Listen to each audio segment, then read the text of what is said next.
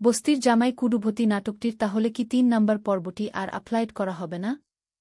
এতদিন যাবৎ কেন নাটকটি আপলোড করা হচ্ছে না আজকের এই ভিডিওতে জানতে পারবেন।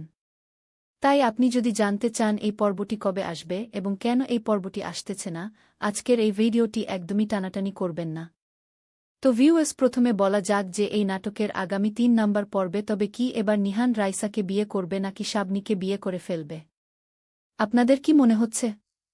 হ্যাঁ গাইজ, আগামী পর্বে কি ঘটতে চলেছে এবং কি আগামী ৩ নাম্বার পর্বটি কবে প্রচার হবে এবং এই পর্বে কে কে থাকবে সকল কিছু জানতে পারবেন আমাদের আজকের এই আপডেট ভিডিওটির মাধ্যমে।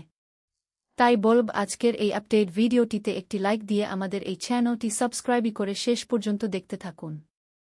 তো গাইজ, প্রথমেই বলে নিই যে এই নাটকটি আসতে একটু সময় লাগবে। কারণ এই নাটকটি অলরেডি অনেক সময় লেগে গেছে।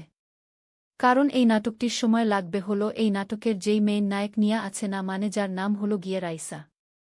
ও কিন্তু এই নাটকে আসলে শুটিং করতে পারতেছে না। ও কিন্তু আনারা বর্তমানে জানেন অনেকেই যে দুনিয়া